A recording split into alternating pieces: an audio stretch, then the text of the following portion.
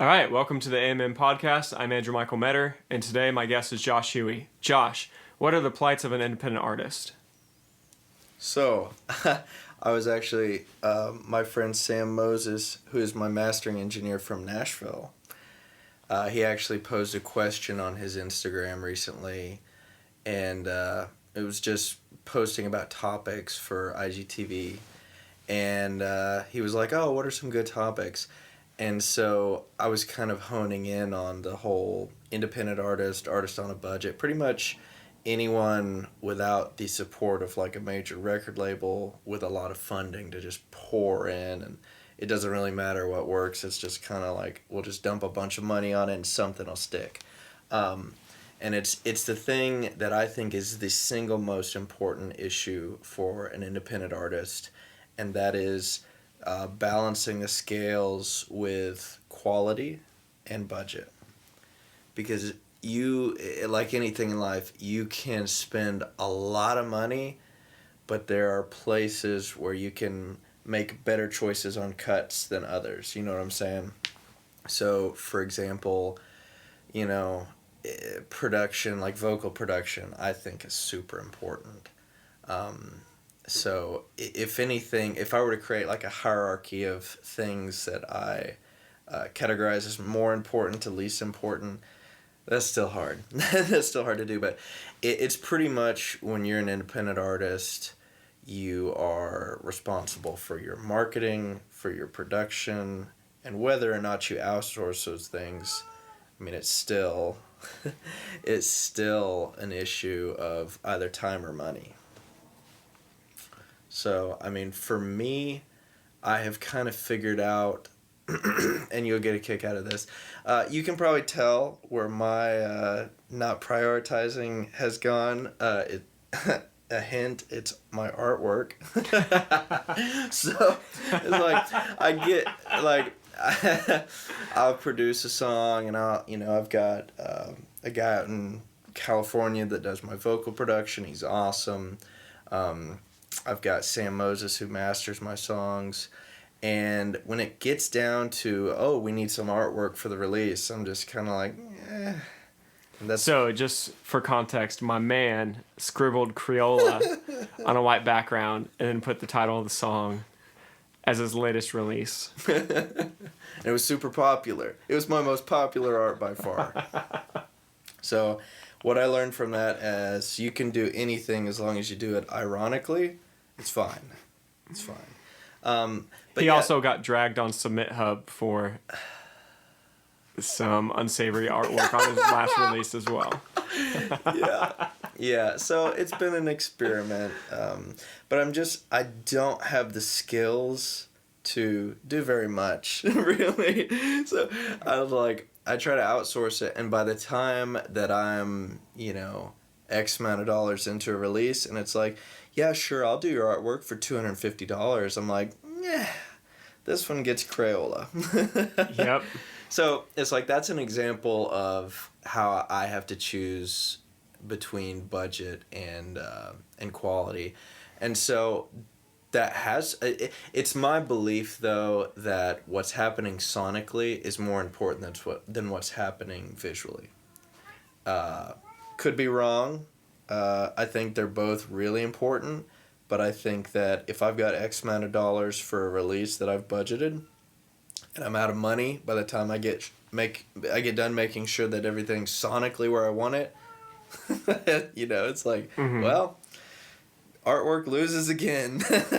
I feel like people are more forgiving of low quality or even bad artwork because, like you said, it can be used ironically in a sense of like the artist, I don't care. I have this attitude that's kind of flagrant towards those things. It's just about the music. Yeah. And I just, like, there are people I know that like they mix their own vocals and they have the skill set. Like Brad Jones is a guy. He has a skill set. He just, makes his own artwork and does this and does that, and it's just the dude's a machine. It's like, but for me, I don't have that skill set. So I'm just in a position of, well, I'm no good at art. I'm not really good at mixing vocals. And I'm just, I certainly can't master. So it's pretty much like, okay, well, I'll just write songs, and that's my contribution. So, but in general, what I've seen is the main problem that I see indie artists is just it's money. I mean, it's just plain and simple. It's money, because you can have all the talent in the world. You can be able to write killer songs. You can have, all the willpower to get out there and do it. But it's like, if there's a barrier between how it is in your mind and how you want to like portray your vision to the world, like, you're not going to want to do it recording it on your iPhone and doing crappy GarageBand loops and samples and things. Like, you're going to want to see that to the highest version of itself. And I know a lot of artists that it's like, I'd rather not put anything out than put something out that I'm not proud of. Mm-hmm. Daisy. I've been over here laughing because of the noises she's making in the background. Yeah. She comes in and she just goes immediately to try to eat the bamboo palm. Yeah. So I can't let her in here anymore. This podcast actually has 2 guests. So, but yeah, I mean, and that's kind of the crazy thing is, there are so many people that are so talented, and there are people that have big platforms that are not as talented as these people.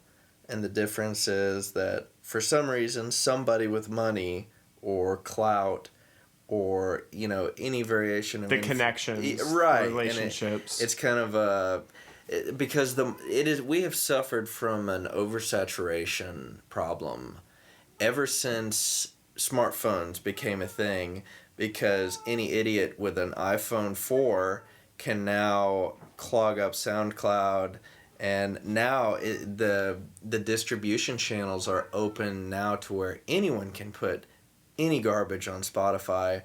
And do you know how many songs go on Spotify like a week? It's some crazy number. I want to say it's something like 10,000 songs a day, but I'm not sure. But it's some outrageous, ridiculous number like that. Yes, it's absolutely insane.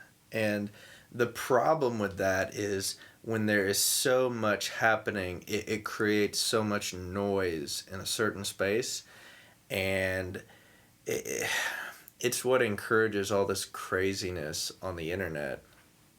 It's 60,000. A day? 60,000 tracks uploaded to Spotify every day. Oh. That's nearly 1 per second. That's crazy. It's like there's no way there's enough curators in Spotify to yeah. I mean, you got to know that they're kind of like the HR person at the company, just like they probably look for the telltale signs of like, oh, garbage, don't even need to hear it, garbage. And so, because when you have that much volume, there's got to be so much that just it never gets heard. And you do wonder if there's that volume, they've got to have certain superficial markers, like what's the length of the song, what does the artwork look like. Uh-oh. In some regard, there's got to be some sort of system, because there's, like you said, same with YouTube. Like, you could never watch in a lifetime the hours and hours of videos that are on YouTube. Holy cow, dude. They've got literally I've seen videos where it's like 10 hours of Patrick saying Leedle Lee. And it's like, oh my gosh. That's nuts. But like, I watched it for a couple minutes. But no, I'm just kidding. I did not do that. So there's the volume of music, but then there's also the suite of marketing tools that are now consumer grade. Like Photoshop, the Adobe suite. Now, like, it's legitimately possible for the independent artists to do everything themselves if they have the investment, if they have the time, even like what I call the economic mobility, which is being able to like. She really wants to get in here. The ability to provide for yourself and do those things. Right. You know, Maslow's hierarchy of needs. If those things are met, yeah, it's like then you can really challenge yourself to Right. grow and expand your skill set. You got food and shelter down, and you're like, you know what? Let's take care of something a little higher up the pyramid, which is an interesting thing, because once you get to that point, which, you know, I feel like, and correct me if I'm wrong, but I feel like both you and I are kind of in a similar situation in that regard of having the choice now of like, okay, we're at this point in our musical careers, let's call it. Now, how do we best invest in either ourselves, other people, equipment, et cetera, et cetera? And it's really hard to kind of pace yourself in some regards for me, because it's like, you know, my problem has always been I always get equipment that is way more than I need. I'm like, well, what if I do learn how to be an excellent audio engineer, though? I'll need this. But it's like, that's not going to happen. I'm going to use this to record, and then I'm going to export it and email it to somebody more skilled, is what has happened. And it's like, you don't need a supercomputer to do that. But it's just like, it goes back to the quality over budget thing. I think that in that regard, it's wisdom to get what you need, and don't sink $1,000 more into a computer that you're going to ultimately just use to email files to people with that equipment. And so the big thing that I've seen is when you talk about independent artists, not only do you have to talk about just the act of writing, the actual actions of writing, producing, releasing music, and marketing. I mean, you know just as well as I do, marketing is just, it's a dystopian wasteland. It is, if I told you how much money I have spent marketing my songs, you'd probably be like, oh, I've spent that much too. I mean, honestly, like, but it's like, it makes me sad when I think about how much money and there's not this guide that just says, this is good, this is bad. There's an element of just, you're not going to know until you do it. And I have tried, you know, an assortment of different things, but, you know, it's so much pay to play is the name. So much. I really feel like people don't understand that is the name of the game. Like, if you're bright-eyed and bushy-tailed thinking, oh, if I just write a good song, then they'll know, then they'll listen. Yeah. No, that has not been my experience. That has not been the communal experience of many people that I've talked to. Right. Yeah, it's very much, and this goes back to the volume problem. 60,000 songs a day. Nobody gives a crap about you. Nobody gives a crap about your song. Yo. And nobody is going to listen and say, you know, I really like how he added that little flair right there. Nobody gives a crap. That's the kind of the name of the game of an independent artist, is how do we make people give a crap about what we're doing?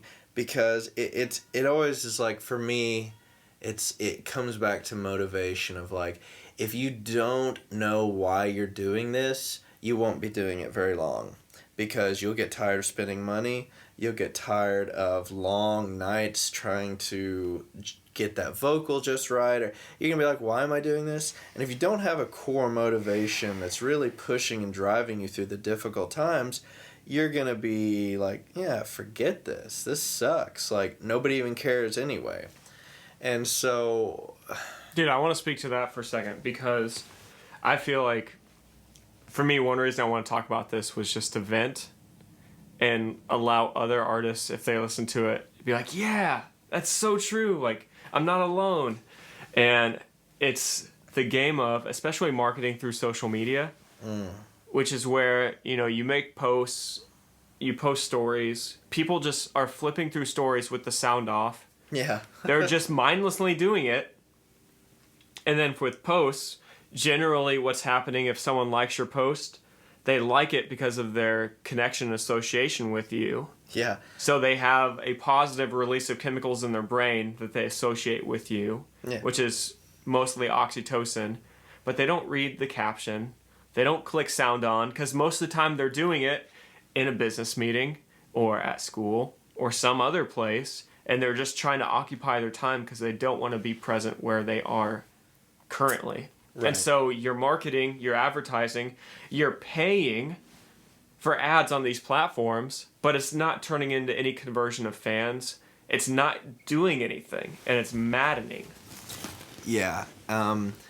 It's really, you kind of look for telltale signs, because ultimately what you're after as an artist is you're after people to care. And it's like, how many followers you have does not matter.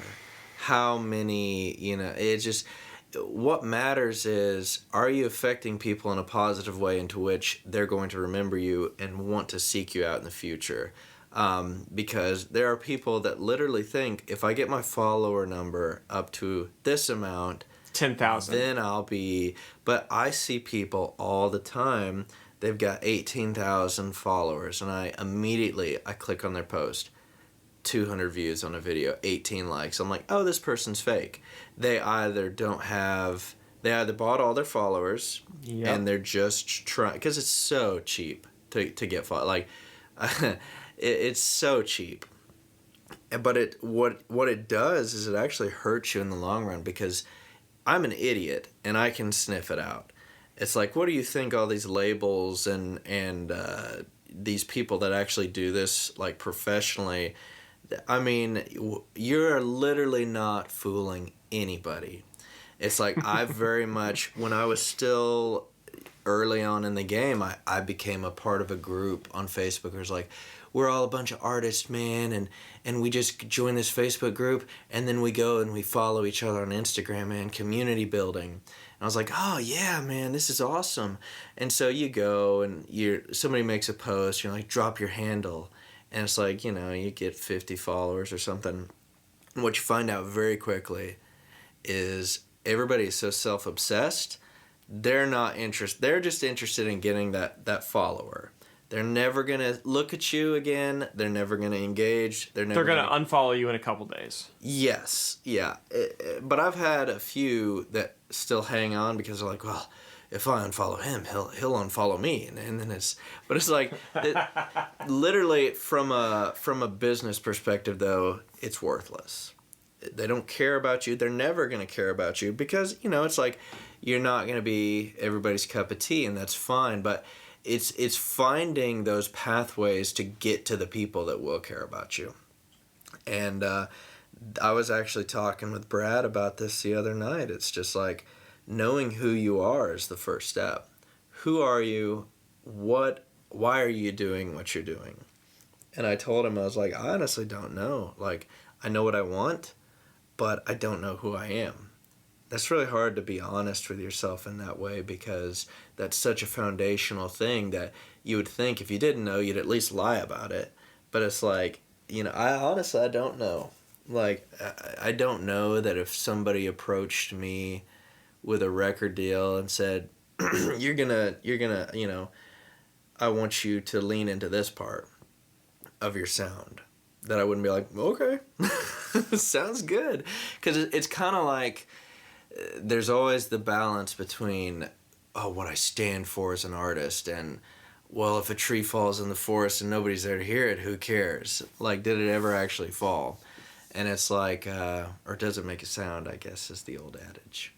But it's like, if you're being 100% your true artist self to your 15 monthly listeners, I mean, if you're happy with that, by all means.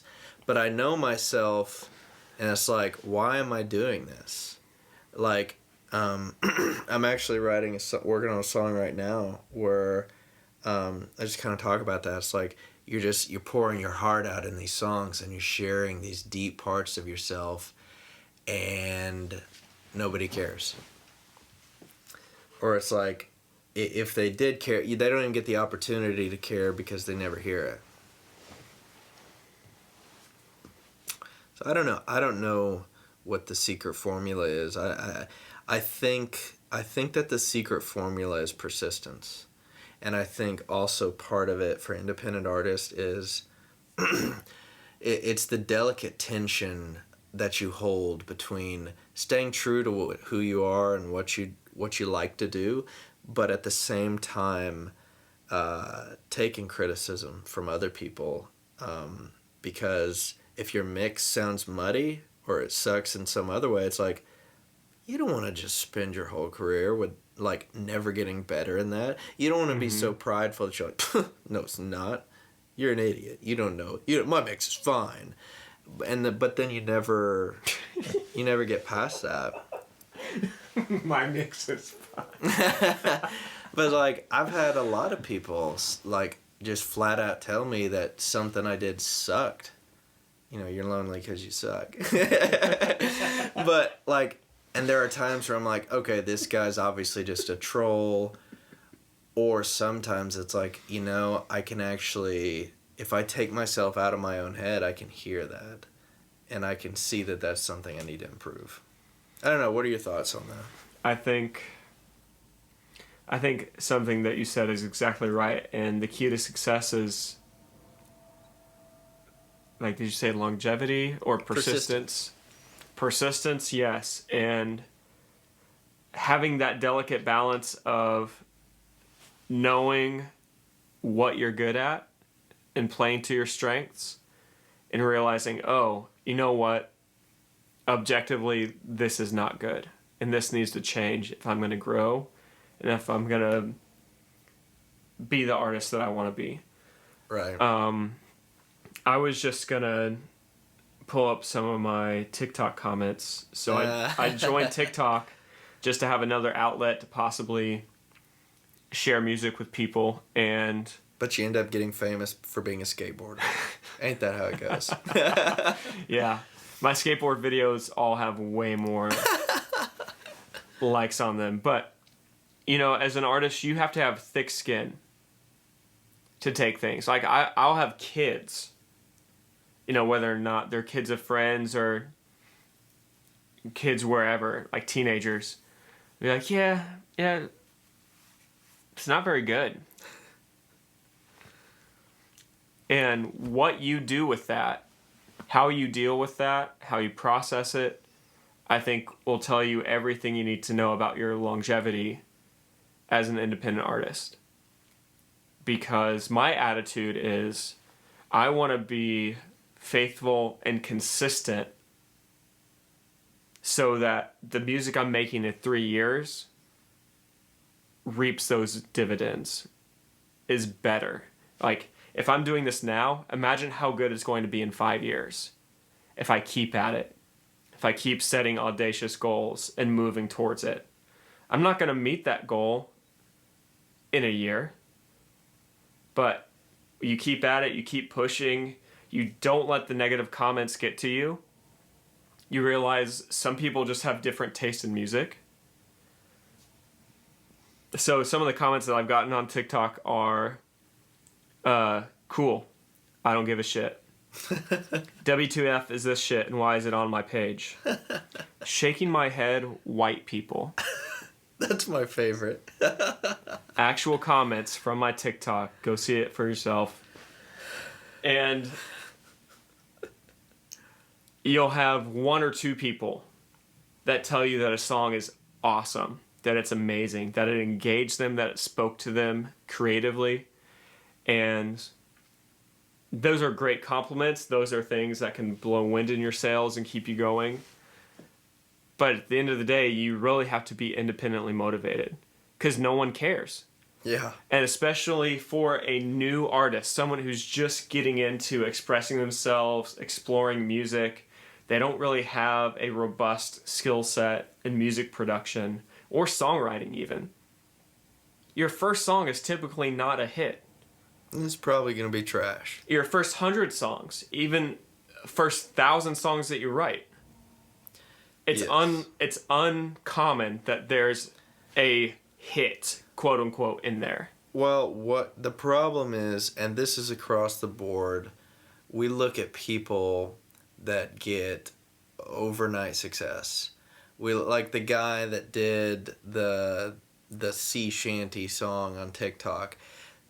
Literally puts out the song, it's a viral sensation. It has hundreds of millions of streams. It's like that's the first song that guy ever released on Spotify. And it's like we look at that and we're like, oh well, I could at least get 1 million with my first. But it's like no, what you don't see is that is the exception, not the rule. And there's an element of paying your dues, I think, and it's just like I remember this like it was yesterday. One of the first things that you said to me when we got coffee that one time is you said, I want to be undeniable. And I was like, oh, hell yeah. Undeniable. Like, that spoke to me because I felt that same way. I was like, it's just, it spoke more than just the word. Like, I knew what it meant. Like, I intuitively connected with you at that point and realized, okay, we speak the same language. And it's like, I respected you for that big time. Because the truth of the matter is you're not going to write a song, put it on TikTok, and get famous overnight. You're just not. It's not going to happen. And if it does, I mean, you're 1 in 1,000,000. But, and good for you, but do you have the infrastructure to sustain that? It's like, is this a blessing or a curse? Because I know for a fact that guy is keeping himself up all night, probably taking Adderall, trying to write the next sea shanty. He's like, how could I ever live up to that? I've peaked. I've literally peaked on my first song. And it's... Imagine. Oh. I mean, everybody has problems. And money, fame, none of the... I mean, the problems change, but everybody's got them. They're different. And we tend to think that, oh my gosh, he doesn't have any problems. He's famous on TikTok, or, whatever. It's like, I know when I was a kid, I used to be like, he's rich. What does he have to complain about? Just totally being ignorant of everything. But you grow up and you realize, everything's hard. Choose your hard. Because it's hard it's hard to stay motivated because I really struggle with depression like big time. And so my life is very much like up and down, up and down, up and down. And there are days when I legitimately am just thinking, I'm going to pull everything I ever did and I don't want to ever do it again. I don't want to ever record another song. Nobody cares anyway. And then there's times where I literally think that I'm so awesome that I'm just on the cusp of being this breakout. And it's like, that is my life. But it just, you have got to hold the tension between those highs and lows because it's the slow and steady because you're going to grind and you're going to fight and claw for every inch you get in this industry. And any amount of exposure, any people that care about your music or want to invest in you by promoting you or following you or whatever, it's going to be hard earned. And that's what makes it worth it. I mean, if you're just anybody who doesn't earn something like that in that regard doesn't respect it enough to have it, in my opinion. It's the people, and most of the time we see, oh, well, Post Malone kind of blew up overnight. Well, no, he didn't. What you didn't see is the years and years and years of him, getting booed off at a stage at his local bar. And it's like... And the monetary investment. Yeah, dude was literally living on his friend's couch in L.A. when he got his record deal. So it's so easy... And I actually, and this is hard for me because If you'll remember, on You and I, we had about 8,000 mixes and revisions. I was so sick of that song by the time it was done. I was just like, I hate this song. I never want to listen to this song again. And then I shared it with some of my close friends, and I'm like, wow, this is amazing. Like, I love this. This is really good. I was like, wait until you hear it 9,000 times. No, but it's like, we have to remember as artists that just because we're sick of something, you know, it'll be the first time anybody else has ever heard it. And you're like, oh, here comes the cymbal crash. And, oh, right on cue, the little effect there. But it's like, I actually talk myself out of marketing my music because I like project my tiredness of the song onto my audience when they've never even heard it. It's the stupidest thing. Yeah. Yeah, like ear fatigue is real. And that's one of the benefits of having someone else mix and master your song. And for me, I've been on a long growth plan. The last 3 years, I've set pretty marked, achievable goals. Small goals. Like 2 years ago, my goal was I'm going to do as many recording sessions as I can. You know, I'm working a full-time job. I'm a science teacher. And I'm going to have as many sessions as I can on weekends. And I'm going to do it for free. No charge for 1 calendar year. And I'm going to use that, hopefully, to attract clientele that hear what I am capable of doing. And after that year, I think it was a week before that year was up, I started getting clients and people that wanted to pay me for my services. And so I set a goal that year and I met that goal. And then for the last year, I've had tons of paid sessions to the point where like I almost made money last year on music. People don't realize what that means. People don't realize how big that is because people think, he almost made money. What is that? But that's huge. That's huge. And last year I wasn't spending money on outboard gear. Like, I've got a great compressor, I've got great pre's, I've got great mics. It was those recording sessions, not streams. Streams last year, I made $13. And part of that is because reporting doesn't come in, especially for iTunes, sometimes 3 or 4 months later. Mm-hmm. So I don't know what I did in November, December necessarily yet. But I made $13 off of streams. 13. And congrats. Thank you. No, like I see that and I'm like, yo, this is like solid. This is organic streaming money. Like for You and I that we put out. We're at like 872 streams right now. 75. 875. And I am so proud of that because I know that's organic, real people. The playlists that we're on that have maybe like 100 people. Yeah. Those are real playlists. Those are real people listening to songs, not some cell phone farm in a New York apartment that you're paying for. You're paying for streams, and most of the payment services are equal to the revenue that you would recoup from those streams. Yeah, a lot of the times you're taking a loss. Yeah. And it's maddening that we live in this world that is so focused on looking like something you're not. The authenticity is an outrageous problem in music right now. Yeah. A ridiculous problem. Brad Jones and I were actually talking about that. Let's see how many times I can bring up Brad Jones in this podcast.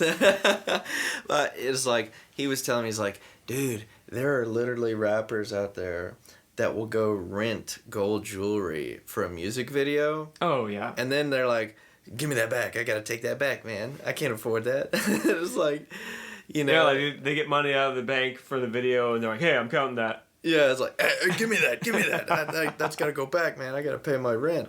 But no, seriously, like it's a huge problem. So let me ask you a question though. And I guess I'll phrase this question in the context of the whole undeniable thing. So for you to become undeniable, it's my belief that most people, whether they admit it or not, are opportunistic in nature. Whereas if they say, I'm going to be an undeniable artist, but the opportunity comes up for them to pursue a path of potentially being an undeniable producer or like DJ, would you like, I guess, do you consider yourself opportunistic in that way? Or do you have a set goal of, no, I'm going to be this, and if it's not this, then it doesn't fit within my parameters of being undeniable? So part of my goal for this year is hedging out those things that aren't my main emphasis. Like my emphasis for this next year is becoming the best producer I can. Mm-hmm. And I've been flexing and working those muscles creatively to try and challenge myself. Mm-hmm. Like I told you, like the 1 hour challenge. Mm-hmm. If I ever just have 1 hour where I would be doing something like grading papers, or, you know, maybe I would go skateboarding, work out. I'll challenge myself to create a whole song from scratch. And I don't have an idea going into it. Mm-hmm. I just start piddling around to see what happens. But I think that thing that you just showed me from that idea was one of the coolest things you've done, so... Thank you. And it's...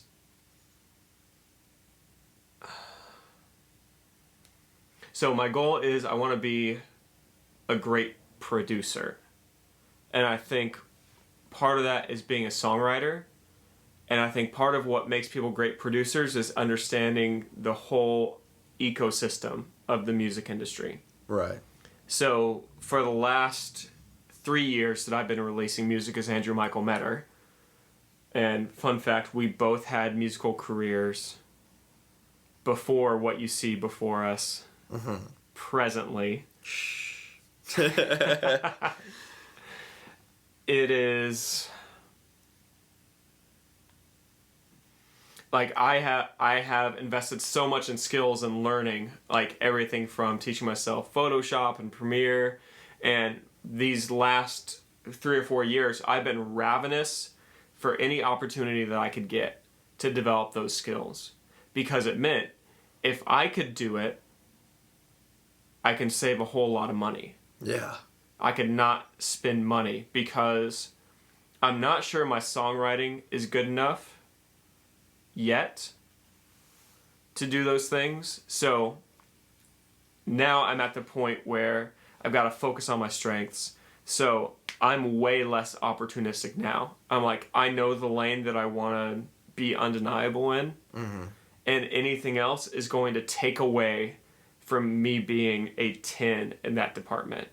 Like if I sacrifice a 10 in production for an 8 in production and like a 6 in videography, that's a failure in my book. Because I want to be hyper focused and I want to be excellent as a producer. And it's crazy because you have to have ideas as a producer. It's really, I believe it's a spiritual gift, because you're conjuring things, you're pulling things out of nothing. And to me, that's really exciting because of all the pieces coming together. You know, it's scheduling sessions, it is having ideas, it's judiciously editing those ideas, it's choosing what's great over what's good. So yeah, that's what I would say now, like in this year of 3 consistent progressive years, I'm not opportunistic. Right. I would, I think that because I had the great privilege and luck of launching my music career in May of 2020. And if you remember May of 2020, you'll remember what happened. So one of the key ways that I was told and that I just kind of observed that you built followings, you started locally, you played little shows and Yeah, you're supposed to play local shows, and then we can get 100 people at every show. Then you should expand your reach to other cities. yes, but when the C word happened, it just changed the game.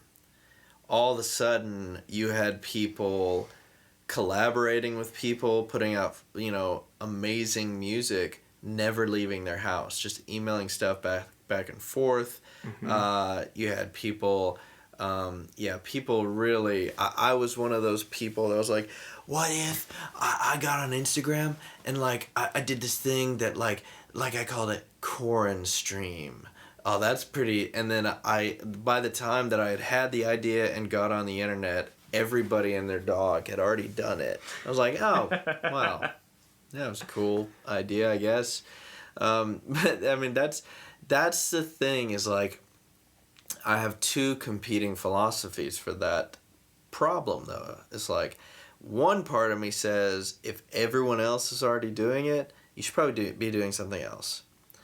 The second competing philosophy is if everybody's doing something, you do it better. I don't know which is right. I'm not sure if there's a right answer, but it was an interesting time in music because it changed the rules of the game. There was no more live performances. There really still aren't. And it just very much, with the pandemic and just the drama of the political atmosphere, things were just weird. Things were weird. You had people putting out music that was politically charged by what was happening in the world at large. And it seemed to me that it changed the game forever. It's because, once the genie's out of the bottle, you don't put it back in. You can't. So now that people have been forced into being creative in that way, now it's it's going to be around. Maybe, hopefully we're going to return back to live shows and part of that will come back, but it's going to be changed, I think. And so just learning to navigate. And it's you look at guys like John Mayer who have just managed to stay relevant forever.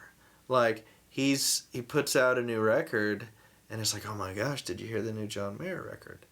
It's he's been able to follow those changes because I think that for people like you and I who are just trying to step up and get on that level, it's you got to be able to take a 2020 in stride and be on your game. And that's just I don't know about you, but I just get creatively exhausted. And I just feel I don't have anything to pour into a project. And it's I think that by minimizing my exterior stress from work and such, I'm hoping that I'm going to be going into a time where I can really use that, because as independent artists, I mean, the only weapon that we have in our arsenal is creativity. It's that's the only thing. We're not going to outspend record labels. We're not going to out-promote record labels. And pretty much you are in a sea of people all vying for the same thing, the same sliver of attention. And what makes you any different from anybody else? And so I'd ask you that, what makes you, Andrew, different than the 60 other thousand tracks that posted today on Spotify? Well, for the first couple of years, it was not my mixes. Because I was mixing everything myself to save money. Right. But also, it was an investment in myself to understand the process of mixing. To appreciate great mixing is a gift that can't be quantified in monetary terms. Correct. I would say what makes me different, I think about this a lot because of my childhood and growing up and my personality. And so if you follow the Enneagram, I'm closest to a 4 wing 3. And generally... Wait. Are you kidding me? No. I think that's Did what we I just am. become best friends? I think that's what I am. I'll have to ask Elise. She's the Enneagram person. But no. Continue, sorry. Yeah, so 4 wing 3, basically it boils down to my internal motivations are to be the best in the room and to be the most unique in the room. And there are all these things in my life, like people make a big deal that I used to do nanotechnology research for NASA. Yeah, that's pretty cool. Like, that's a cool thing, and that at some points has fed heavily into my personality. People also think it's cool that, like, I'm a scuba diver and I go explore the ocean and see all these different animals. People think it's cool. Like, people think I'm good at skateboarding. And people... Wait, this is just a flex. This is just a... No, it's not. No, it's not. This is a carefully disguised flex. No, but yeah, I mean... And so there are all these things, and I'm trying to use that as someone who presents themselves authentically in social media. Someone who presents themselves in a way that I'm not afraid to speak my mind in a thoughtful way, not a calloused way, not a, like, I'm just going to light this room on fire and see what happens sort of way. Right. Like someone who cares about issues, someone that's willing to speak up about issues, and also someone who just has a thirst for learning, a yearning for life, and not willing to accept satisfactory as an option. Would you say, or would you agree rather, with the statement and observation that the internet does not reward that type of content? The internet is more bent towards things that stir up intense controversy, emotion. The internet doesn't want level-headed discussions about nuanced topics. The internet wants a hot take that's going to blow up and people are going to get upset about. At least in my experience, that's what it seems like. So people that are measured and like, let's break it down and let's talk about this issue. No, like we want somebody like yelling at the camera and like saying something so outrageous that it just, because we want someone to say it for us so we can just agree with them. Yeah. And bypass the critical thinking. Yeah. Or the nuance that comes with reality. Yes. Yes, that's that, and it's difficult because along with the pandemic, it was just, in a lot of ways, it was just difficult to exist. Like a lot of people, because there were complex issues coming up in society, and it's like, pick a side, but don't pick that side. And it became so exhausting because myself, I was like, I want to help, but I don't know how. I want to be active, but I don't want to be in the way. All these things. And I think that when people experience such just vast range of emotions and just up and down, I think people just reserve and kind of pull back out of self-preservation at a certain point.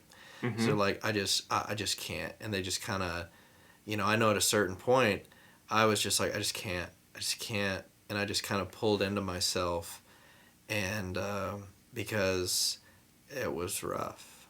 I mean, you know, it was rough on everybody. Certain people, you know, it just so back to what I was saying though. I mean, I think that your Instagram is awesome because it feels very much like somebody who's real. And it's like, oh, this guy's not like archiving all his posts every 6 months and like rebranding himself. And it's like, you know, you kind of get. You can go see some old posts if you really want to. Well, it's like you get the good, the bad, and the ugly, if you will. And it's like, you know, it's almost like we let how a certain post perform kind of lead how we post in the future. And if, you know, there's a certain element that you have to do if you're trying to market yourself in any way, but at a certain point it can become this dangerous echo chamber of just, you know, the internet's a hard place. Yo, like what I'm trying to do is actually bigger than music. Like, talk about the plights of an independent artist. I've floundered back and forth on creating separate channels for each of my interests, like just the scuba diving Instagram, just the skateboarding Instagram, just the music, just the podcast Instagram. And there's so much management that comes along with that. Because I'm still, like, I don't have a team around me helping me manage those things. So for me, for my literal mental sanity, I can't manage all those different accounts and upload them and keep track of that well. So I'm just hoping that everything's compounded. People are going to see me for all of those things, you know, not boxed up into different compartments. And my ultimate goal is to make a positive impact in the world. And there are many people that will say, you know, as a musician, you shouldn't speak up about social issues because you're just going to alienate your audience. Yeah. And I think for certain people that's true. Like for a mix engineer, what are you going to gain from that? Like, I truly believe that would be a bad business practice. But for me, as someone who's making $13 a year on streaming, what are they going to do? Take away my $13? Okay, I'm going to speak up about things that matter to me. Like, we still need to talk about white supremacy in the church. We still need to talk about how minority citizens are not valued equally in society. We need to talk about these things because it affects real people's lives. And we need to stand up for those things. And so if it's through music, sure, I'll write a song like Immortals and put that out there. If it's through a podcast, I'll talk to my friend Quantel and DJ, talk about white supremacy in the church and how it's an issue, and try to illuminate it to white people who haven't been exposed to that, haven't thought about it in that way, haven't rendered those thoughts in a way. I want to cause people to challenge their ideas. And so I try and use the scuba diving for that, the skateboarding for that. And it's like, if someone's interested in the scuba diving, cool. Maybe they'll check out Immortals. Yeah. Maybe they'll have a moment with that song that causes them to think. That it's not just club music. That it's not just... I mean, that's what I hope. Right. Yeah. And I just, like... on that, I've had experiences as a listener like what you're talking about, and it's like it's often not on the first listen. It's often on the 8th, the 10th, the 20th listen where a certain line will stand out, and I'll just be like, holy cow, like that's deep, that's good. And you know, and that's another challenge that we have, is just a retention of audience, because a lot of those things that we want to say aren't said on people listening to it on a random playlist once and then never returning. So because part of getting your message out, I think, is at least the deeper I think good music. I think good music rewards listening multiple times if it's done well. I think that's a sign of a good song. And I think that if you can find new things that you like about a song after hearing it many, many times, I think that's a strong song. And so when you're writing and trying to put out strong songs, it's like, what is that magic sauce that you put on it to make people come back? Because as a listener, and I always try to like view myself as an artist through my listener eyes, because I can try to objectively look back and say, okay, like what makes me want to listen to this again? And you know, sometimes it's not what you expect. Sometimes you put out something that you're kind of iffy on, and people are like, oh, I just love this. And you're like, well, what? Why? Like, this was like a dregs upload that I just was kind of needed something to throw out there. No, I'd never do that, honestly. It's like recorded at 5, it's on SoundCloud at 5:03. Yeah. But, like, I actually have a policy that I don't put anything out that I'll just not put something out if it's not to my standard. But that aside, you know, I've thought very deeply about what makes something have that I'm not even sure if this is a word, but like the re-listenability. It's a word now. Mark it down in your dictionaries. Repeatability, maybe?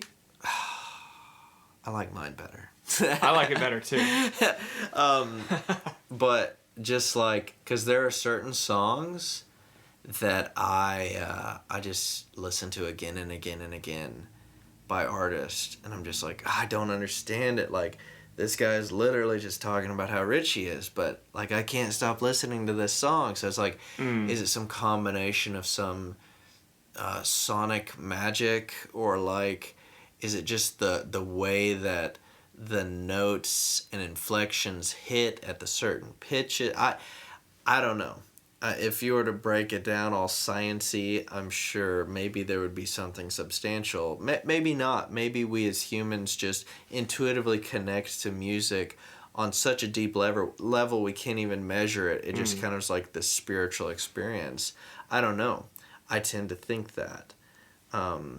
Which, you know, you think about the timeless songs of our generation. The songs that, against all odds, just we sing for decades. And it's like, you look back, it's like, why do we even like this Bohemian Rhapsody song? Like, this is weird.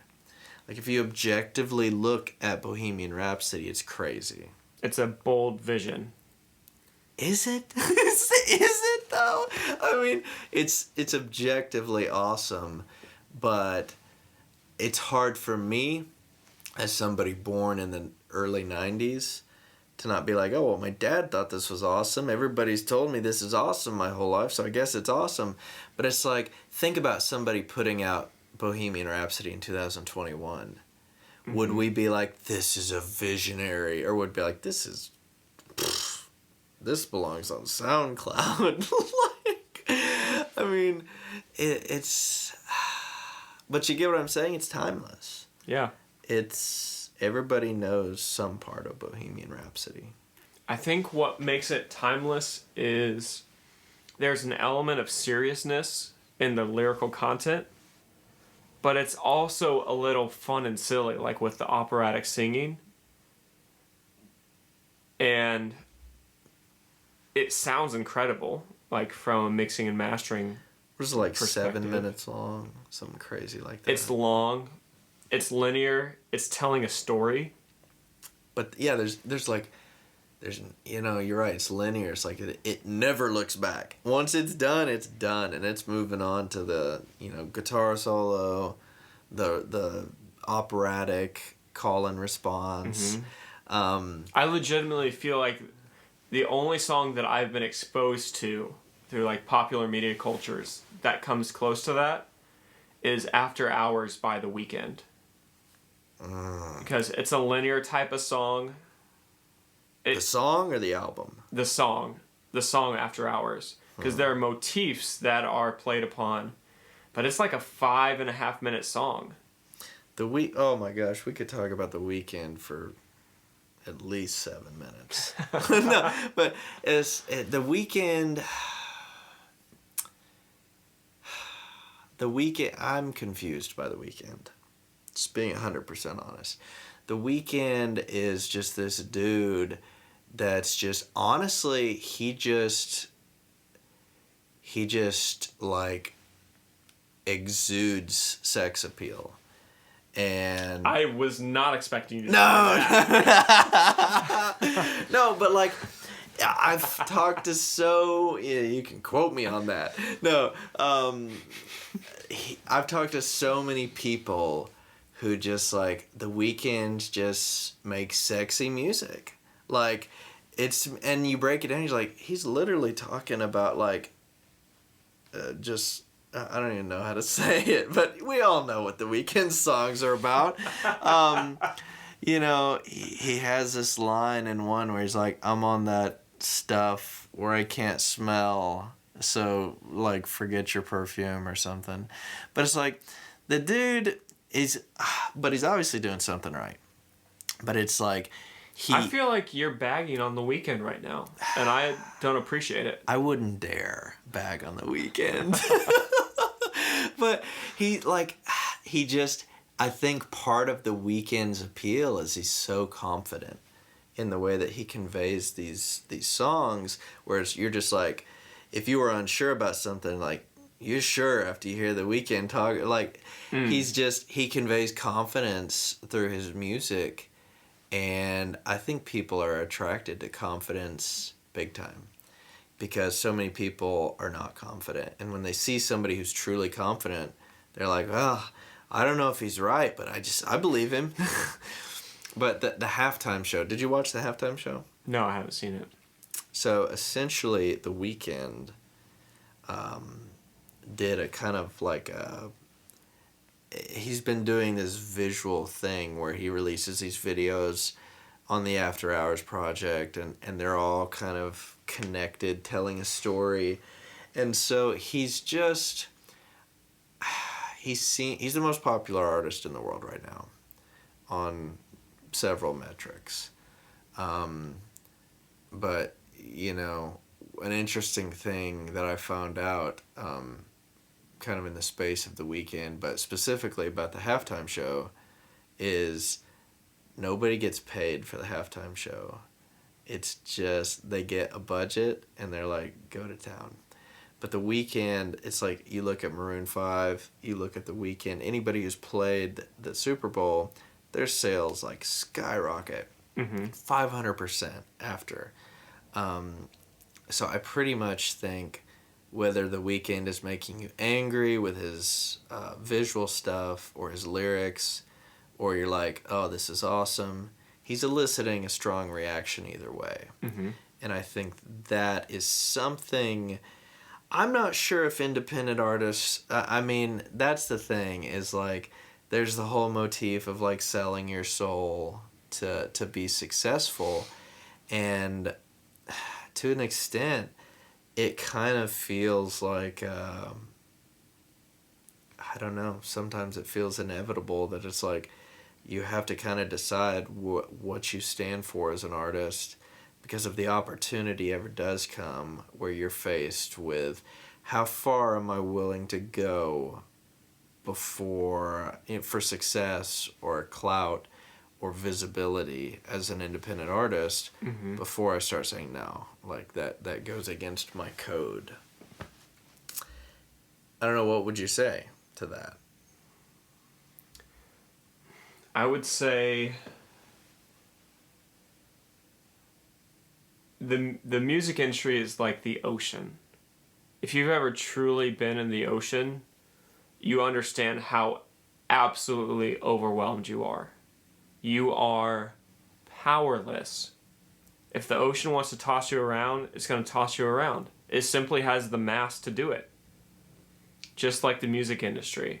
If you don't know who you are, I think you can let them mold you into anything they want you to be for the sake of sales.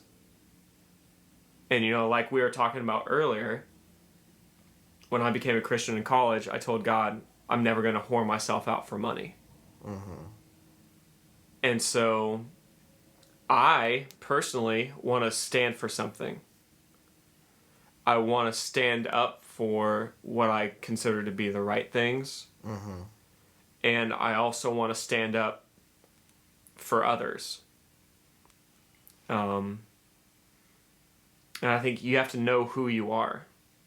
Right. Not like to a T, because you're always evolving and Mm-hmm. changing. You're always like this chaotic mix of things, but there's a center Mm-hmm. to you.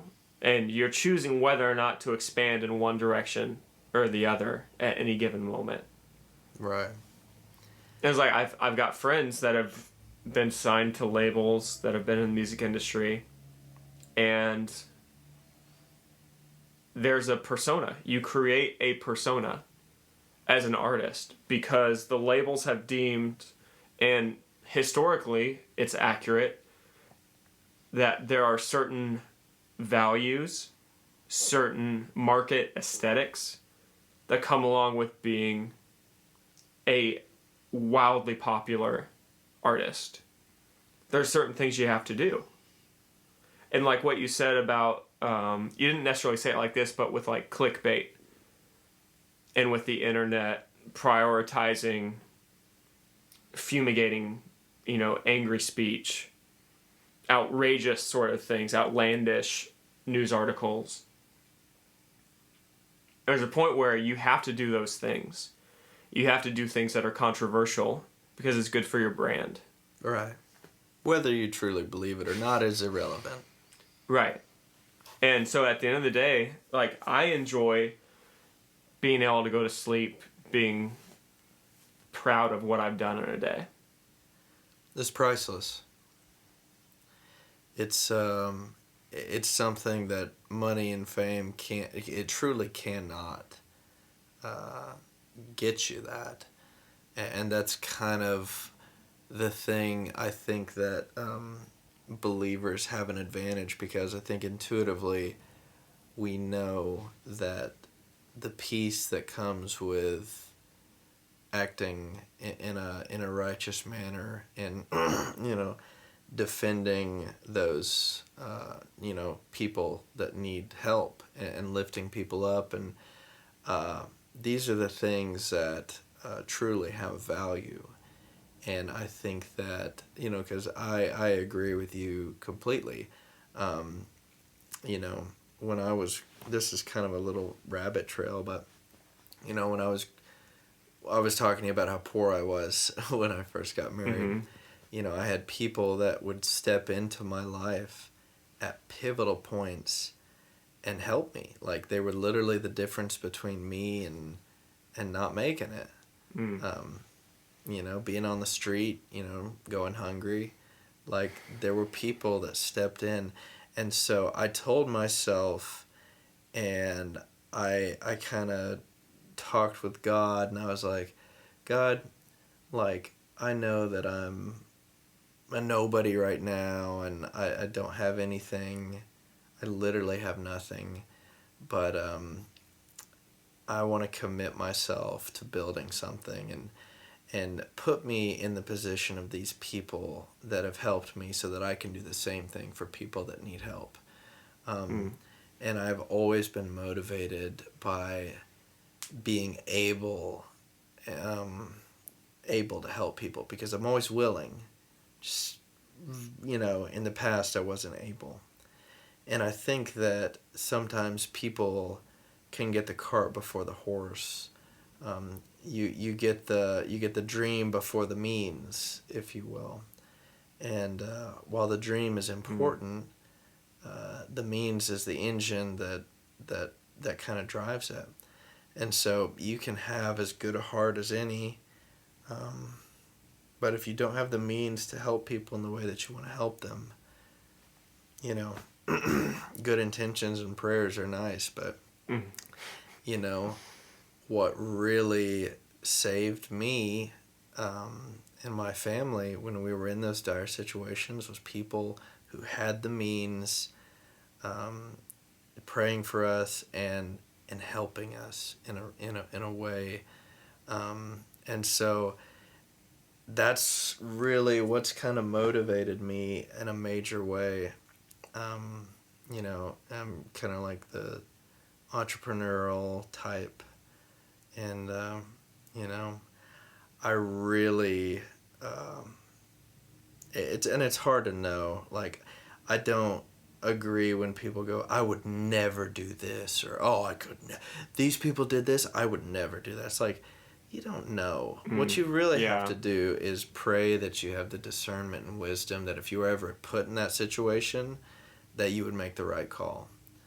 And because it's like in church, people are like, those stupid Israelites, I would never have done that. It's like, please, like, you're crying that your video's buffering. Like, you think that you're gonna walk 40 years in the desert and not complain?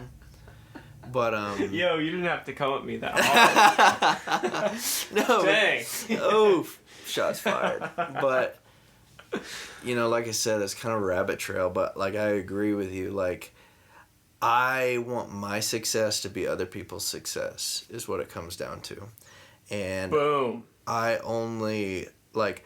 One of the main reasons I want to get a step up higher is so that I can help the guy that's on the step below me, because people have done that for me.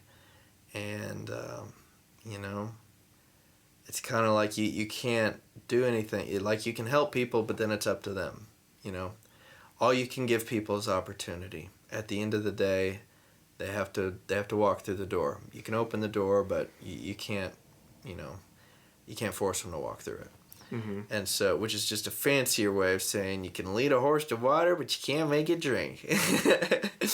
But, it is important to me. And I know that it's important to you. And I just think that because we're a community of people, smaller artists, varying levels of success and exposure. But at the end of the day, it's like, we do have to have each other's backs. And just, if I were to say anything, I would just say it's important to just support one another. And it's like, and there's a difference. There's a difference between the people that support you and the people that are like, yeah, sure, I'll follow you and whatever, but I'm never going to comment on any, like, it's kind of stupid, but we live in a digital goods kind of society where it's like, those things are important for the algorithm. Mm-hmm. And it's like, I double tapped your post. It's like, oh, cool. Well, that didn't really do anything, but thank you. Can we talk about how absolutely silly it is that now bookmarking a post is the super like? Is that true? Yes. I saw bookmarking and then sharing, then commenting, and then liking or hearting. Do you know how many bookmarks I have on my Instagram? 1. And I'm pretty sure it's my own post. Right? It's got to be exceptional. Like, yeah. Honestly, I'm on Instagram for animals and skateboarding. Like, to consume? Like, the rush that I get from seeing a bird picture that's not endemic to the United States is so great. Like, the rush, the feeling of seeing an Indian flycatcher. Yo, it just pops up on your phone, and then you're just inundated by the beauty and the drama of this organism. I feel the exact same way when I see a 12-year-old with an acoustic guitar sitting on their bed. Like, and this is one that you have a benefit when you have the varied Instagram. I get so many Because, like, this guy's a musician. Obviously, all he wants to consume is music content. So I get this, and there's like this 13-year-old kid that keeps coming up, and he's got, like, he sponsors his post, or his dad does, or something. So it's like, I'm scrolling through my stories, and it's like, there's this freaking kid doing bad cover versions of songs. It's like, leave me alone. And it's like, I kid you not, it's 95% bad. It's 95% just not good. And so I don't get birds or skateboarding. I get that. So I'm thinking about taking the Andrew approach to Instagram and varying my interest a little bit. I fight the algorithm super hard because the algorithm is getting smarter. It's seeing, like, how much you watch, and then it's pivoting videos that you watch more into your, like, For You and Discover page. Like, it's watching every single thing that you do. I made the mistake of, like, watching a haircutting video for too long, and it's like, oh, this guy loves haircuts. Let's pump him full of barber Instagram pages. And not gonna lie, it's pretty cool. Like, it when you're seeing, like, that beard get edged and, like, anyway. Yeah, so it's barbers, it's bad covers, and occasionally I'll get a workout thing. Like, it's some dude pumping iron. It's like, boost your testosterone with, you know, Shred the vitamin or whatever. It's like, it's always trying to sell me something. But, you know, I'm just like, you know what? This is okay. I kind of honestly, like, if I'm being 100% honest, if I ever got to a point, because Instagram only allows you to follow, like, what, 7,500 people? Who in the world? I don't know. Oh, I don't even know that. I think that's the limit. So see, because what people do is they'll actually, like, follow a bunch of people, hope that they get a follow back, and then they'll unfollow all the, like, people that don't. So you go like, that dude's got 3,000 followers. Oh, but he's following 5,000. Oof. But, like, my goal is, like, I want to follow, like, 100 people. Like, right now, in the social marketplace of Instagram, I have to, like, I almost have to, like, leverage my I follow you, so don't unfollow me thing. But, you know, I feel like once you get to a certain point where people are like, oh, this guy's a musician, I didn't know. It's like, oh, okay, well, you can kind of pare down because honestly, this is going to sound horrible, but there's so many people that I follow that I'm like, who are you? Not even kidding. But I'm like, well, they follow me, so crap. I guess I gotta put up with it. I don't feel bad at all about unfollowing someone. Really? It's not like a personal thing. It's just like... Okay, so I've been I'm gonna give you a little secret. I'm gonna give you Please, yes. Teach me. No, it's not a teaching moment. It's a uncovering my shame moment. So I have one of those apps that tells you, like, who's following you, you know, who you're following that's not following you back. Josh. No. Why did you do this to yourself? I told you. Why? And so I used to get on it and be like, oh my gosh. It's like I would develop these, like, I would never interact with them, but I'd be like, oh, there's you know, Leonard _ Johnson. I see his stuff.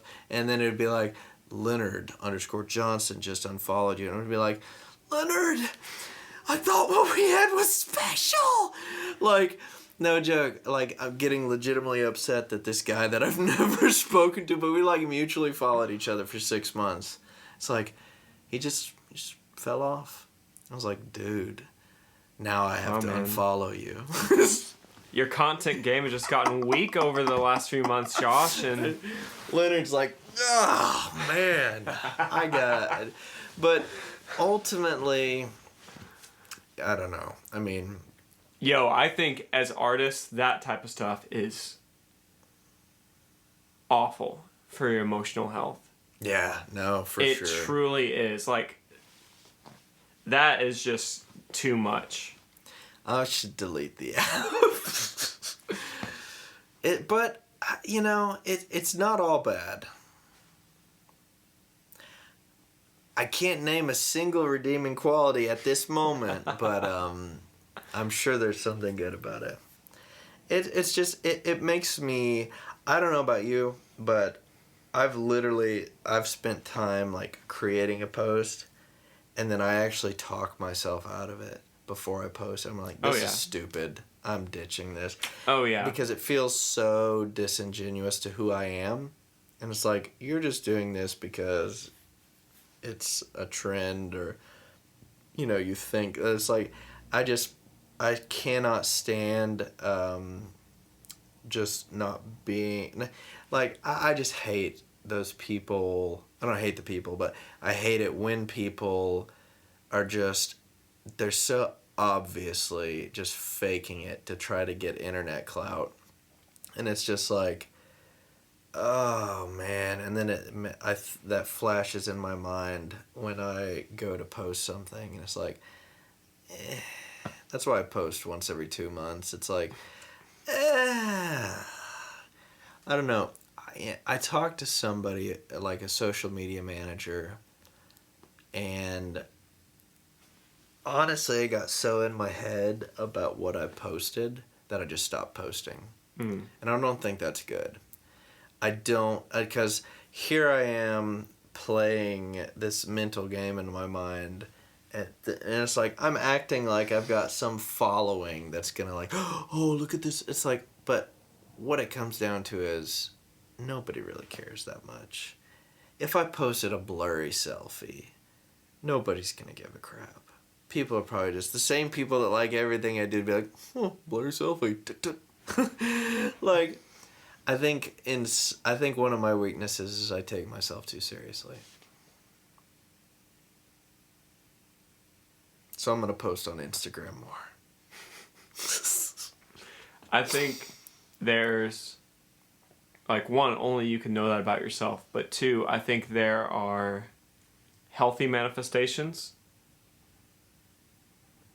and unhealthy manifestations of the same behavior.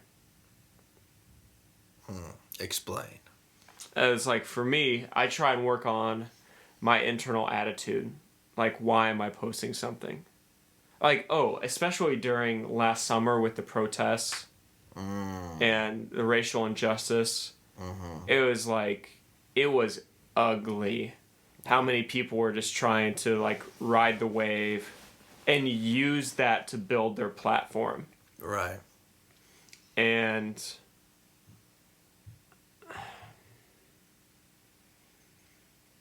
there's a way to do it without being self-serving. Yes. That is a difficult line to walk, in my opinion. It is. It's a tightrope. Because it's so... And not only do you have to worry about your internal attitude, you also have to consider how easy is this, what I'm putting out, how easy is it to misconstrue? How clear am I being? Because unfortunately, we no longer live in a world where we're just responsible for what we say. We're also, whether we like it or not, to a certain extent responsible for, like, almost leading people with, like, I don't believe, I'm a big free speech person. I believe that ultimately people have to take things how they're going to take them. But I do believe that there's a responsibility on the person sharing and saying things to make sure that they're not leading or being intentionally... To communicate clearly. Right. Because if you're like, well, you don't want to, like, be that person that, like, gaslights people. It's like, well, I didn't say that. When it's like, well, that could easily be taken from what you said, though. Well, I didn't say that, though. It's like, I've talked to so many people that are like that. and I just refuse to speak with them. Once I determine that about a person, it's like, oh, I'm done with you. I'm like, oh, that came across harsh, but no, I'm done. At minimum, an unfollow is required. Yes. Legally. Legally, you're required to unfollow that person. But, imagine digital restraining orders in court. You are not allowed to follow your exes. Isn't that what blocking is, though? Like, not legally. It is, but it's not... I don't know that there's a legal precedent for it. Hi! Oh, hi. What? Hello. Are you doing a podcast? Yeah. Oh. Hey, stick around. I thought you were just Hey. chatting. We are chatting. Oh. Nothing's happening over there. Oh, yeah, it is. Okay. What are you guys talking about? We're talking about the plights of an independent artist. The plight of the independent artist. That sounds like a Flight of the Conchords episode or something. The plight of the independent... Harry Potter and the plight of the independent artist. Yes, there's the mascot. Hey, what's up, babe? Hi. This is the first time you've been on my podcast. Well, there you go. Hi. Hello. Hello. Hey, tell us. Let me move the mic your way. What is What's it up? like being married to an independent artist? Fantastic. I was gonna say something like challenging during these difficult times with the big music industry is, trying to squash the independent artists, and then you've got, the streaming platforms. Daisy agrees as well. Our cat thinks so as well, but... You better not embarrass me. Don't you... We went over talking points. Stick to the script. Oh, right. Oh, let me get on my notes. I mean, this has been the most fantastic aspect of our marriage. Like, what is it like being married to a musical genius? Yep.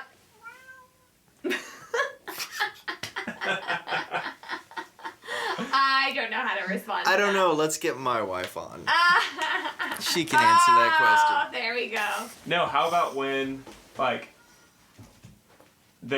recently, Gummy was just played on the radio. It was. That was very exciting for you. Yes. And then the next day, I'm emotionally depressed. Mm-hmm. Even though this goal that I have wanted to attain for years and years and years and Finally years. happened.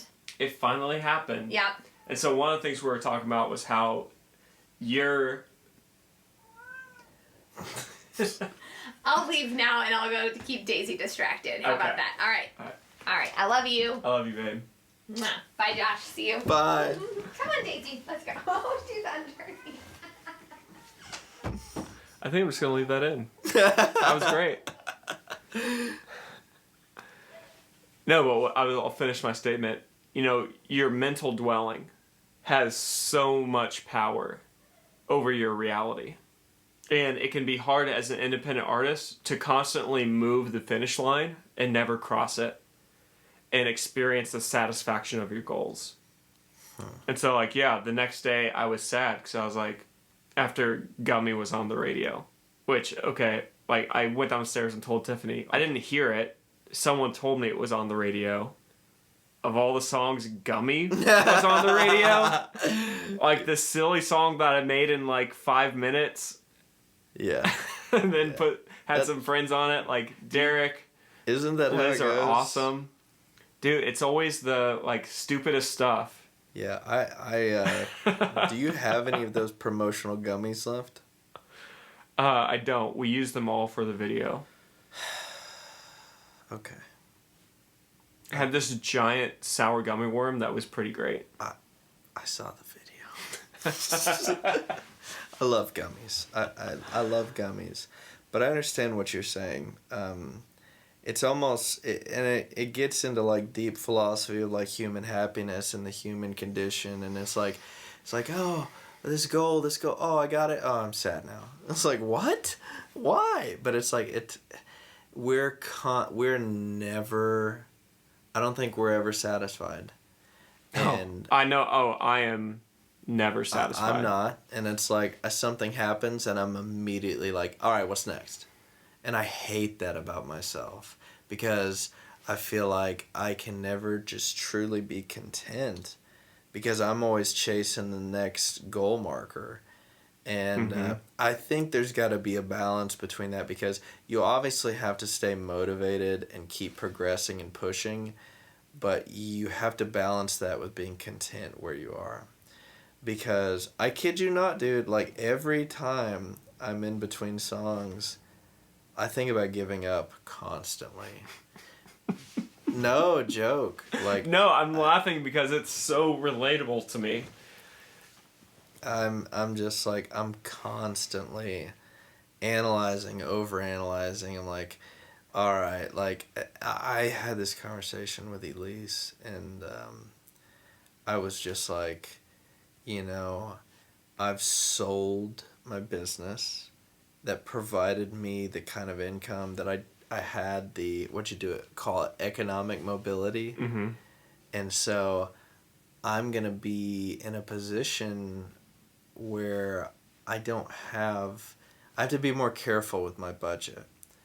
And I just worry because we've talked about this before, but it's just like there's only so much investment you can justify when nothing is happening consistently. How many years are you going to be in the red before you either cut your losses or I mean, I guess that's your only option. For the average business, like the average LLC, so I have an LLC, Christmas Bingo Music, that I put all my creative stuff under. Mm-hmm. And the average is 5 years that you can, like, legitimately report a loss before the IRS starts to get fishy with you. And, like, 5 years, if you're starting from scratch as an artist, most people are not going to make that.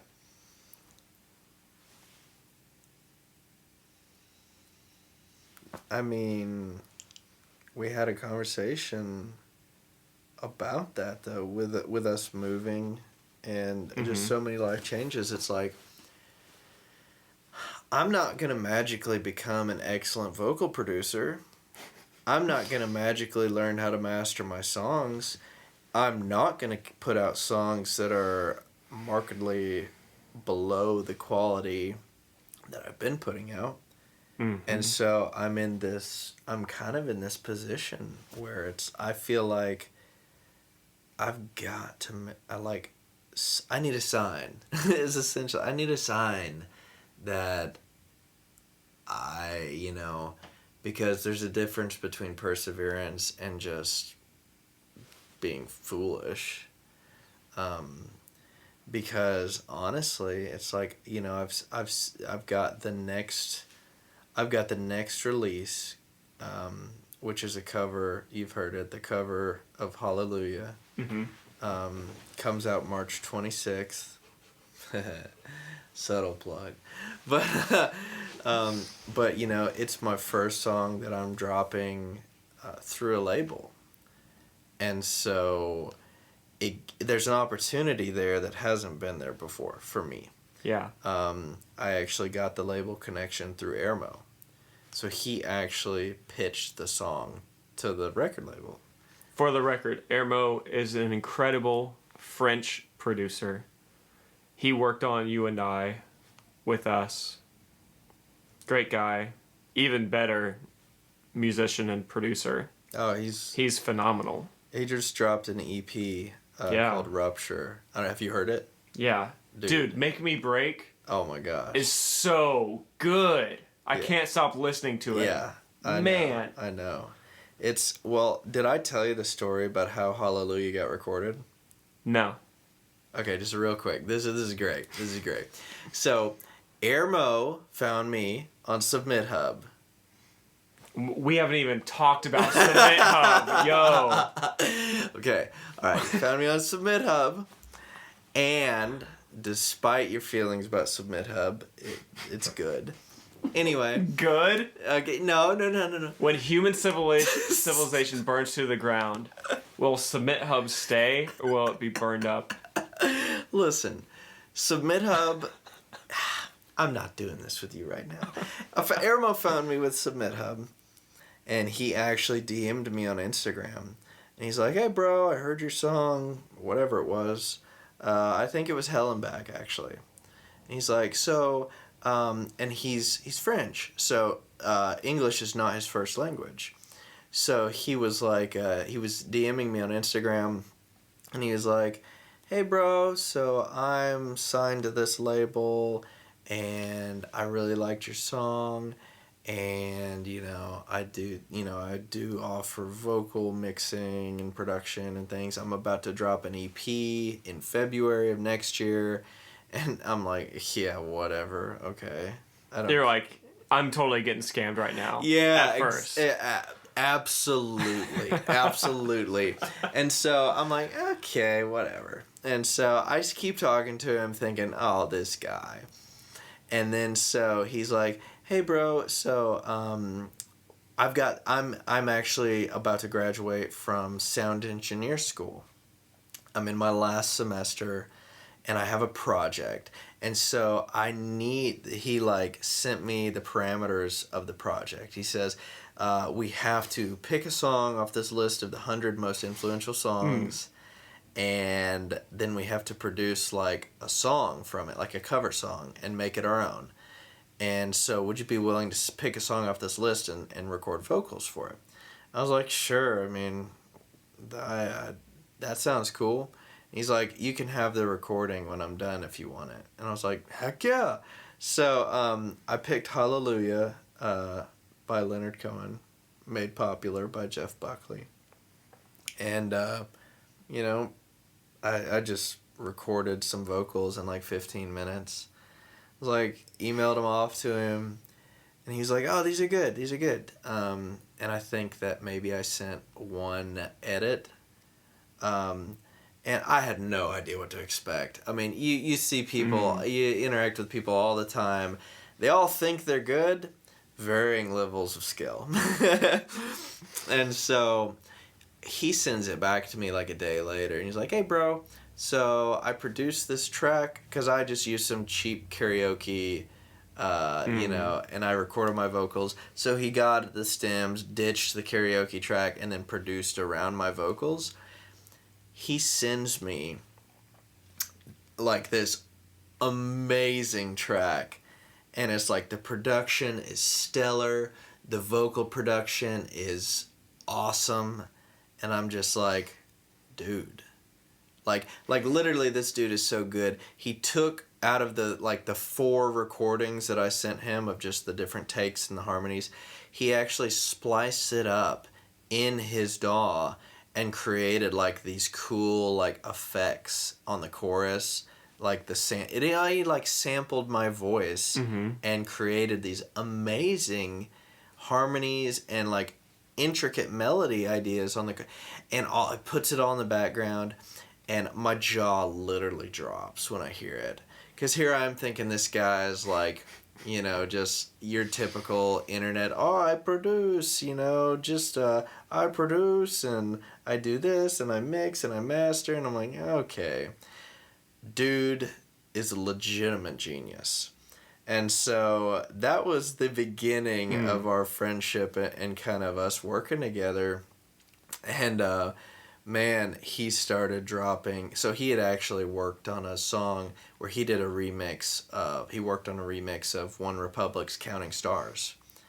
And he released it. They released it through a YouTube channel called Trap Nation. And holy cow, it got like 22 million views. Or more. I mean, it's some exorbitant number. And, back to kind of the independent artist thing, he told me, he's like, guess how much money I made off of that? It's like, I have no idea. It's like $0. It's like, are you kidding me? He's like, no. Because it was a cover? No, because the label that he released it through just absolutely screwed him over. And so that's another issue that we face that I found, luckily not through my own findings, but it's like, we don't know. Like, everything is new as you're entering new stratospheres, and it's like, we don't know how to negotiate contracts. We don't know what's a good deal. We don't know what the typical procedure is. But anyway, he did several things for me, including working on You and I. I think his work on You and I was stellar. I mean, I really think that bringing in his creative mind really elevated the track, and I was super happy to agree. work with him. He's just, like I said, he just released that EP, and it's absolutely killing it. Like, it's killing it. And he's an awesome dude, and I wish him all the happiness and success. But yeah, so that's a little side trail into the story behind the next release. But said all that to say, that it was kind of like a freak happening that song even exists. Mm-hmm.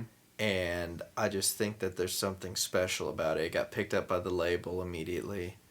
And I just, I don't know. Maybe it'll open some doors. I'm hoping that it does. I'm hoping that it's like we were talking about earlier. I'm hoping it's that wind that kind of blows the sail and gets the boat a little bit further towards the goal. But yeah. Yeah, there are definitely, like with the contract side of that thing, there are definitely gatekeepers that can make or break you as an independent artist. Like for me, part of what drives me is like getting a no or being turned down. So like part of the undeniable aspect is I want to show these people, even if I'm not good enough now, I can grow and I can expand my horizons to the point where I do get that acknowledgement. Right. Like there are so many local gatekeepers in Chattanooga of simply media that I have not pressed through because either they won't return my emails or my messages, or they've just told me no. They haven't told me, quote, you're not good enough. But it is really tough sending out 5 emails and not getting any responses back. Oh, yeah. Oh, and that's a small amount. Yeah. I mean, I usually send out like 34 to 40 emails to promo a song on blogs, other arenas, and you don't hear back. Right. So what do you do with that? Forget about it. Forget about it. Yeah, like I said, playing the long game. Okay, so maybe the answer is not to give up. The answer is to keep pushing.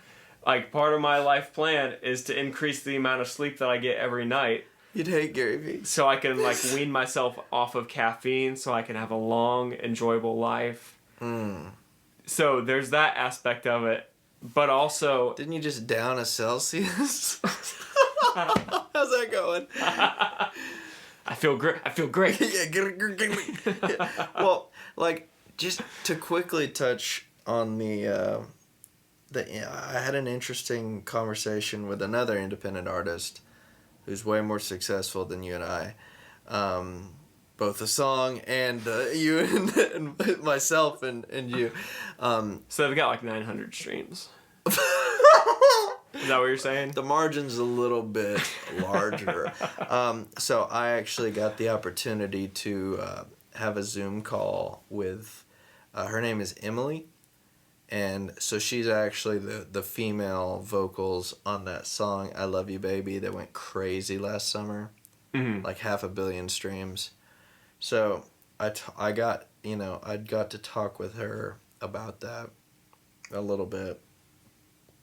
And what I found that was interesting is the song, if you look at the license, you look at the data for the song, who produced it, who licensed it, who distributed it, whatever. So it was distributed by Capitol.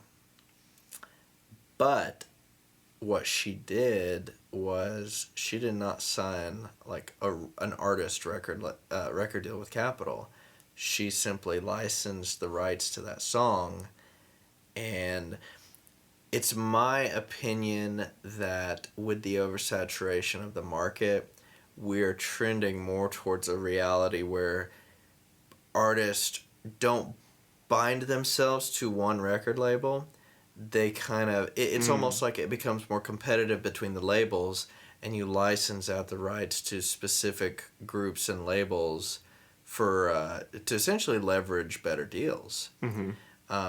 Because if you're just like, well, I'm Josh and I'm a Capital guy, everything I do is Capital, well, then there's not really incentive for the label to like, you know what, we feel like bumping him up 1% or something. But it you know, if you're an independent artist that has clout and, you know, has something to bring to the table, because most people approach record labels, they're like, oh, they don't have much to give. They're going to be taking and you know, they pay for that later on.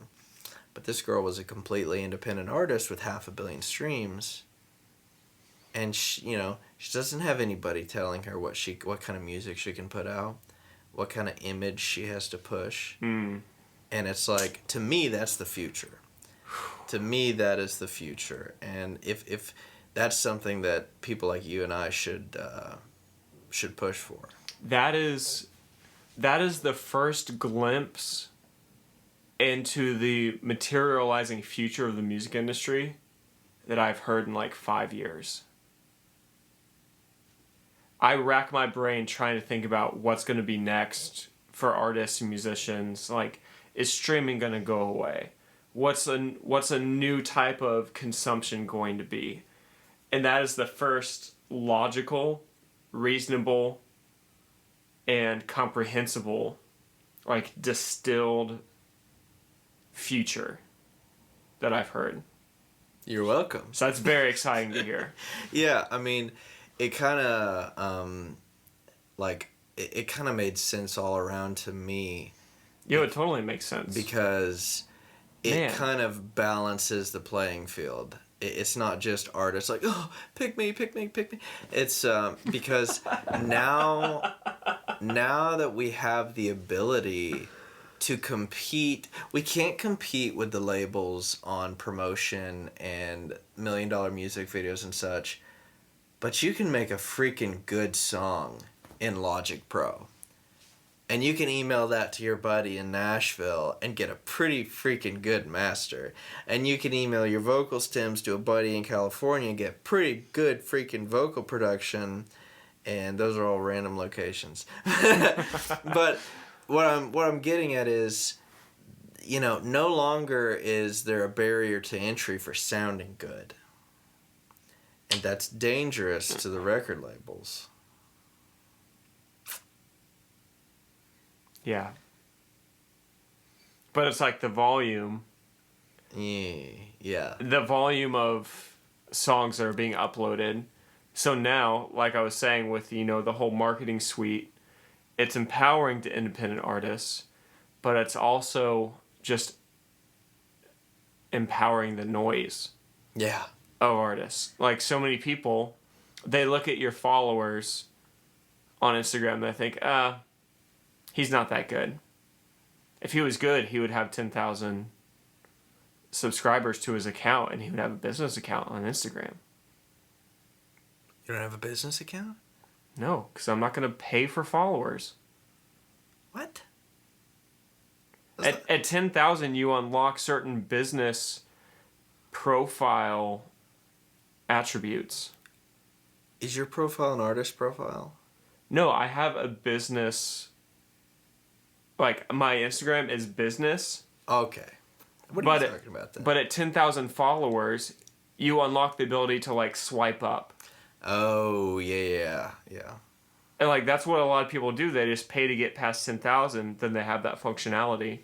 Yeah, but if nobody cares about you and you just got bot followers, like, you can't leverage that to, like, that's... Right. That's worthless. Correct. But for whatever reason, there are a lot of people that value that and think that's success. Because it feels like an accomplishment. Like, anytime an accomplishment is like, well, I can just pay to get that. I'll just skip all this hard stuff and pay. It's like you're not really gaining what you think you're gaining, though. I mean, it looks cool, but like I was talking about earlier, approximately 7 seconds of like looking in your profile Like, the proof is always in the pudding. It's like, Mm-hmm. oh, I'm going to go to this guy. I'm going to quickly follow this guy's Spotify link. Oh, he has 12 monthly listeners, but somehow he has 12,000 Instagram followers. Detective Josh. Yeah, I'll sniff you out on Instagram. How long have we been doing this? Who's to say? I honestly, my main goal was just to be the longest podcast. So We might be there. I don't know why I'm looking at it. It's like, I don't know what time we started, so it's like, oh yeah, it's that number. All right, so let's go final remarks. I'll start, and then you can finish since you're the guest. If you are an artist who's trying to figure out if music is something that you want to do, and you are just concussed by the amount of money that it takes that you perceive to be successful, I would ask you to consider the value of the impact of one person's life versus a million people's lives. And if that one person isn't valuable to you, then maybe it's not worth investing thousands of dollars into gear.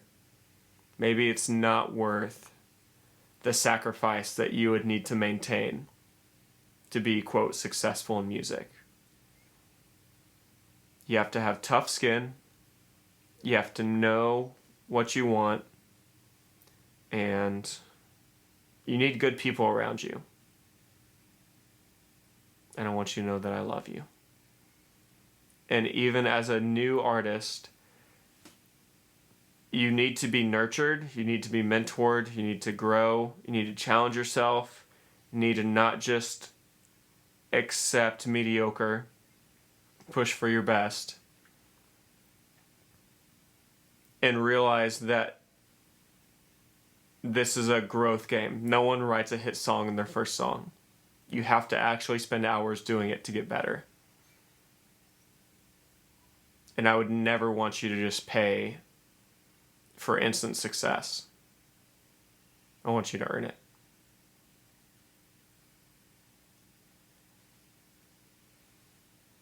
It's hard to follow up. Yeah, I mean, for any aspiring artist out there, whether you're thinking about starting or you've just started, because those are honestly only the people that I could speak to at this point, but I would say it's really important before you, it's like, don't get the cart before the horse. Figure out who you are, figure out what you want to say to an extent.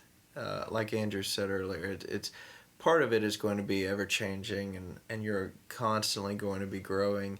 But you know, if you start doing the things before you have the answers to those questions, you're going to waste a lot of money and spend a lot of resources and time learning that the hard way. Take it from somebody who scrapped their entire first year of work because honestly, I didn't know what I wanted until I had, you know, I if I could go back, I wish that, obviously I don't regret anything, but if I could go back and give myself some advice, I'd say, before you sink money into equipment and producers and you're trying to get, like, you're trying to feel like an artist, spend some time reflecting on what you want.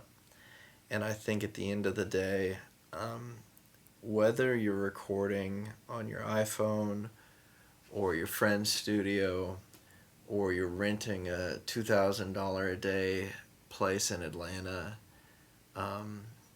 ultimately it comes down to what you're saying and the music. And so I think that, you know, frame things appropriately. You know, make sure the things that are important are prioritized, and just be authentic. Don't take yourself too seriously.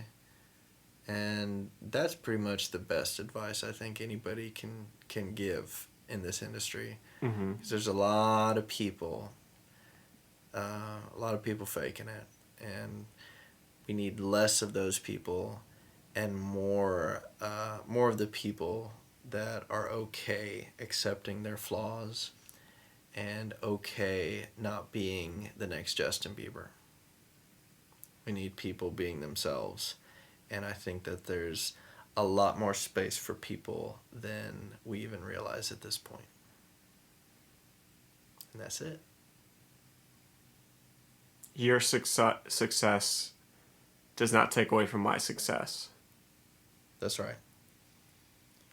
That's right. It's you know, there's gonna be highs and lows for everybody, but it's like, you know, there's enough people in the world. There's enough ears in the world, and if what I'm doing is truly excellent and what you're doing is truly excellent, there's room for both. Great. Thanks, Josh. Anytime.